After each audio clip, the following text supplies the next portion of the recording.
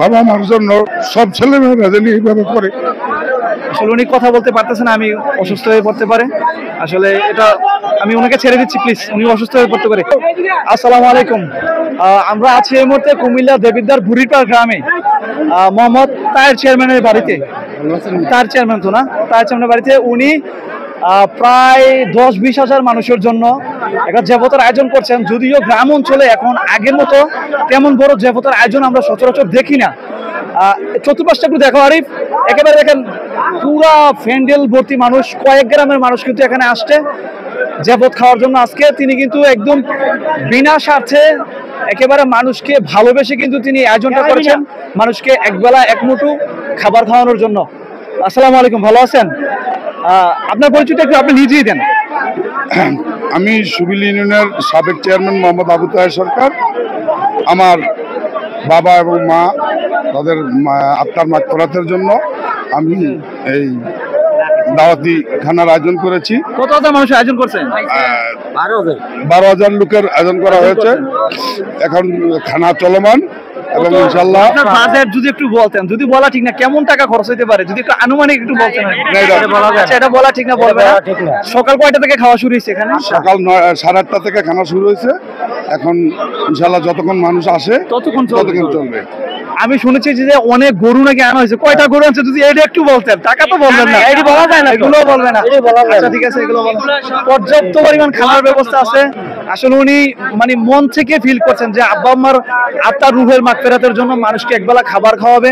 আসলে এটাই মনের শান্তি। আমরা অনেকে অনেক অর্থ সম্পদের মালিক হই, বাবা মার জন্য কিছু করতে পারেন। উনি বাবা মাকে ভালোবেসে বাবা মার রুহের আত্মার মাগফিরাত কামনার জন্য এই আয়োজনটা করছেন। আপনার আসলে মনের শান্তিটা কেমন আছে, ফিলটা কেমন করছেন? আমার অত্যন্ত আনন্দের বিষয়, আনন্দ লাগছে। আমার মানুষকে আপ্যায়ন করতে পারছি। উনি কিন্তু আসলে একেবারে আবেগাল্পিত হয়ে গেছে, আসলে থরফর শুরু হয়ে গেছে কিন্তু ওনার, যে আসলে বাবা মার জন্য এতটুকু পরে করতে পারাটা উনি কিন্তু আবেগাল্পিত। ওনার চোখে কিন্তু পানি টলটল করতেছে। যদি আপনারা বুঝতে পারতেছেন কিনা জানি না, ক্যামেরা আমি কিন্তু বুঝতে পারতেছি।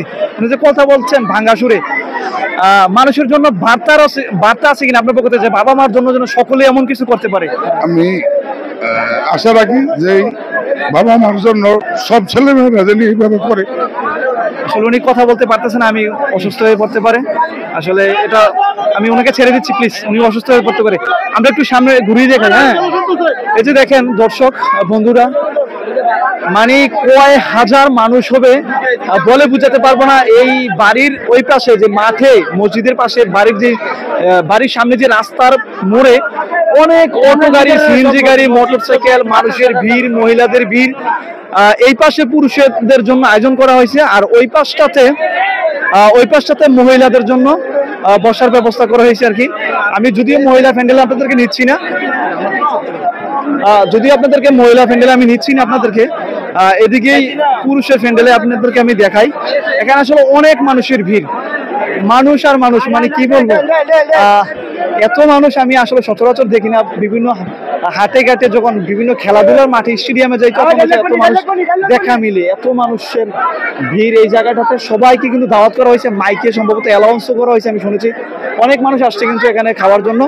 আসলে আমরা সচরাচর গ্রাম অঞ্চলে আগে এই দৃশ্যগুলো দেখতাম আগে, এখন আসলে সচরাচর দেখি না। এই বিষয়টা আসলে উঠে যাচ্ছে যে জেফত, আগে কিন্তু গ্রাম অঞ্চলে বড় বড় জেফত হতো, খোদাইয়া জেফত বলা হতো আর কি। আমাদের অঞ্চলে খোদাই জেফত বলা হতো, যে অনেক মানুষ আসতো, মানে কোনো লিমিট নেই, যে আসতে পারে সে খেতে পারে, এমন একটা অবস্থা ছিল। কিন্তু আগে কোনো স্পেশাল ভাবে দাওয়াতের প্রয়োজন ছিল না, যাদের মন চায় তারাই কিন্তু এসে খেয়ে যেত। এক একজনে 3বার 4বার 5বার 6বার খাইতো কিন্তু এই জেফত গুলাতে এসে। ওইদিকে দেখেন গেটের মধ্যে কতটা ভিড় আছে। এদিকে আসলে স্বেচ্ছাসেবক টিম আছে, তাদের গায়ে কিন্তু জার্সি আছে, এক কালার জার্সি কিন্তু তারা মেনটেন করছে। এদিকে দেখেন গেটে অনেক মানুষের ভিড়, স্টেপ বাই স্টেপ পর্যায়ক্রমে ধাপে ধাপে কিন্তু গেট থেকে মানুষগুলোকে ছাড়া হচ্ছে। গ্রাম পুলিশের ব্যবস্থা করা আছে এখানে। অনেক মানুষের ভিড় কিন্তু এইখানে রয়েছে। আমরা যদি একটু কাছে যাই, হ্যাঁ, অনেক মানুষের ভিড় আমরা দেখছি। তো এই দিকটাতে আসলে প্রায় আরেকটা বিষয় আমার জানা ছিল না, আপনাদেরকে জানাতে পারলাম না, কয় হাজার মানুষ একসাথে বসতে পারে এটা আমি সঠিক জানি না, তবে জেনে বললে ভালো হয়। আমি ভলেন্টিয়ারদেরকে জিজ্ঞেস করছি, ভাই আপনি তো ছিলেন ওই সাথে, এখানে একসাথে কত হাজার মানুষ বসতে পারে? আপনার আপনার এখানে একসাথে প্রায় আপনার আনুমানিক আনুমানিক প্রায় 1000 মানুষ 1000 মানুষ বসতে পারবে। 1000 মানুষ একসাথে বসার হ্যাঁ, ব্যবস্থা করেছে, আর মহিলাদের প্যান্ডেল সহ। মহিলাদের প্যান্ডেল সহ, মহিলাদের আলাদা। মহিলাদের আর আলাদা। এখানে আমার জেলার জন্য এই দোয়ার আয়োজন করা হয়েছে। ধনী গরিব সম্মিলিতভাবে যারা এলাকাবাসী আছে সকলকে একবেলা আপ্যায়ন করার ব্যবস্থা করার জন্য আমার টায়ার চেয়ারম্যান ভাই উনি ব্যবস্থা করেছেন। তাহলে একসাথে 1000 মানুষ বসার ব্যবস্থা আছে। একসাথে আসলে দর্শক, প্রচুর গরম ভিতরে, অনেক তাপমাত্রা, মানুষের কোলাহল, প্রচুর মানুষ, মানে এক কথায় একটা অসাধারণ পরিবেশ। মানে গ্রাম অঞ্চলে এই পরিবেশগুলো আসলে এখন চোখে দেখা মিলে না আর কি। আমি কি বলবো, আসলে আমিও সত্যি আবেগাপ্লুত হয়ে যাচ্ছি এত মানুষের ভিড় দেখে। মানুষকে একবেলা খাওয়ানোর এই সামর্থ্য তো কেউ থাকে না রে ভাই। তার চেয়ারম্যান আসলে যে কাজটা করছেন সত্যি প্রশংসনীয়। ওনার আব্বা আম্মার রুহের আত্মার মাগফিরাত কামনায় উনি এই আয়োজনটা করছেন। আসলে খাবার খাওয়ানোর মতো ছোঁয়া আর কিছু হতে পারে না।